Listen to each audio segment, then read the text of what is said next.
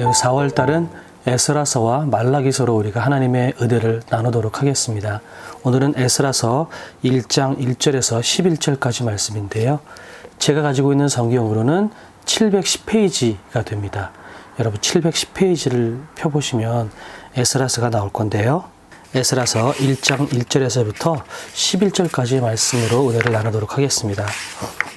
에스라서는 바벨론에 70년 동안 포로 생활을 했던 이스라엘 백성이 총 3차례에 걸쳐서 나누어져서 고향으로 돌아갑니다. 이거를 포로 귀환이라고 하는데요.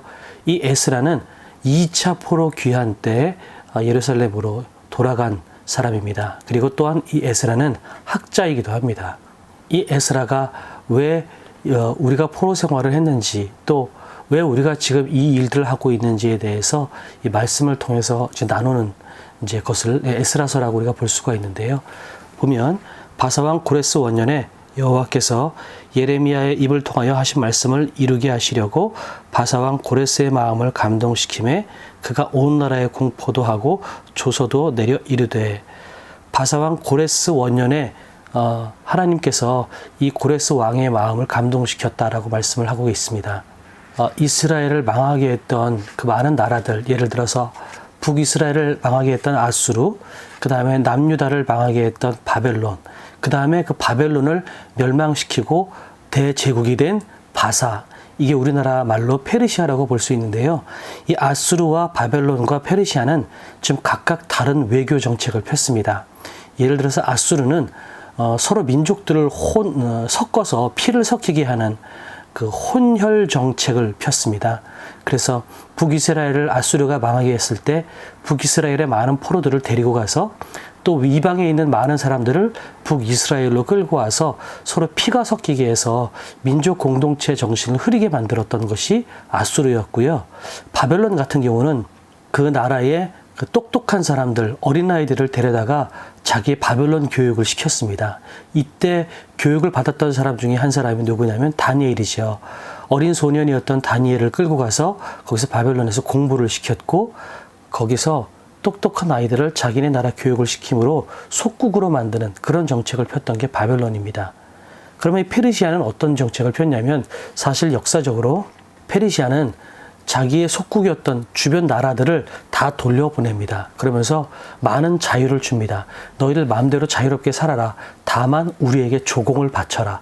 많은 자유를 허락하는 그 안에서 조공을 받는 것으로 자기의 세력들을 확장하고 속국 나라들을 다스렸던 정책을 폈습니다. 그런 차원에서 역사적으로도 이 페르시아 왕 고레스 왕도 예루살렘의 이 포로들을 다시 예루살렘으로 돌려보내고 너희들이 편하게 살아라. 다만 너희들이 우리에게 조공을 바쳐라. 이런 정책을 폈던 것이 이 역사적인 이 페르시아의 정책이었거든요.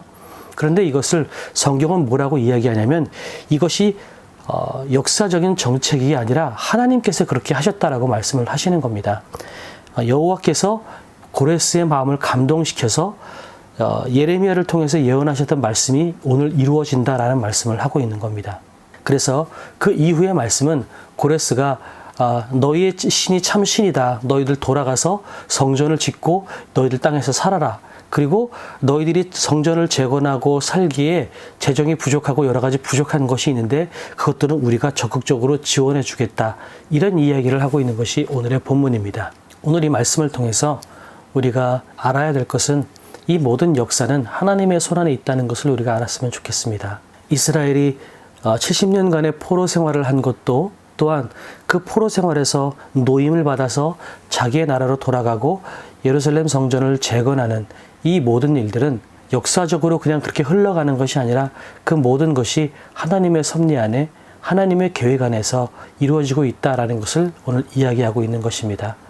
오늘 우리가 살아가고 있는 이 모든 역사들, 또한 한 사람 한 사람의 그 일어나시는 많은 일들, 여러분들의 모든 삶도 개인적으로 아니면 우연히 벌어지는 것이 아니라 그 모든 것이 하나님의 선하신 섭리 안에서 벌어지는 것이다 라는 것을 우리가 믿고 그 상황 가운데서 감사하며 최선을 살아나갔으면 좋겠습니다.